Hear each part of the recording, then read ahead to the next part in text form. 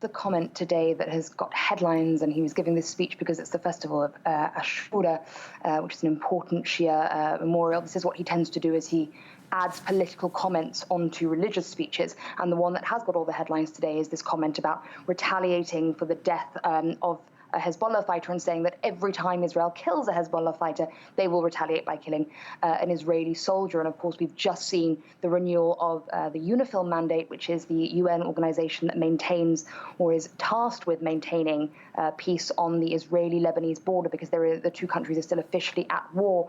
But that right now isn't really the concern of the Lebanese people, of course. Just a few weeks after that huge explosion, and President Macron, when he was last here, was talking about trying to sponsor this new political pact, which he hasn't really gone into detail with, for Lebanese politicians. Of course, many Lebanese people on the streets here saying they don't want any of the existing politicians to be involved at all in a new government. That's what they say they've been protesting for almost a year now, and particularly now after we know that existing politicians were aware that this explosive material was at the port.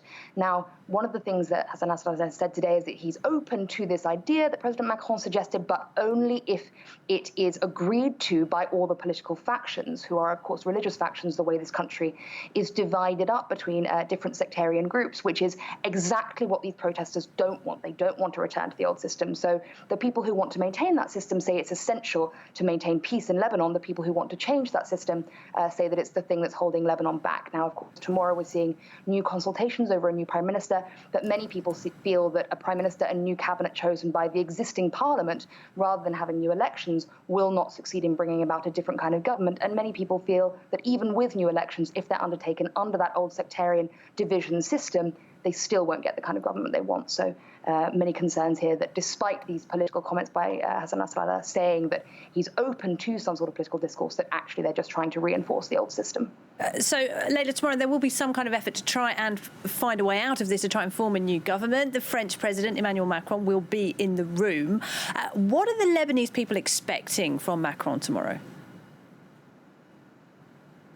Well, so this is exactly as I just said, this is the concern, that this is exactly the process that we saw last year when Saad Hariri stepped down, the former prime minister, after the protests, after a couple of weeks. They then took several months to nominate Hassan Diab as a new prime minister. He put together a new cabinet. So this all takes a lot of time.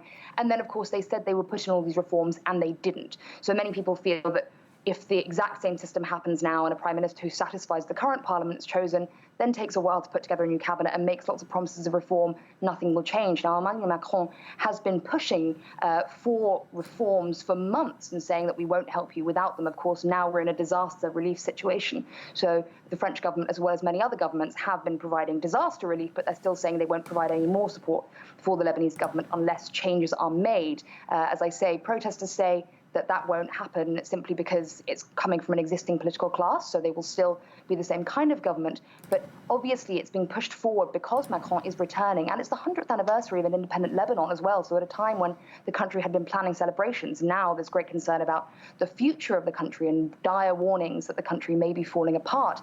So Emmanuel Macron has taken on this sort of role as a sponsor of pushing Lebanese politics forward. But when he was here last time, spoke to people in the streets who were saying to him, do not engage with these politicians, they're thieves, we don't believe in them.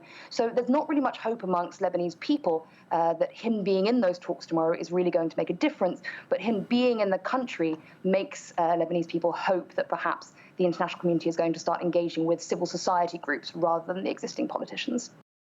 Leila Milana Allen there.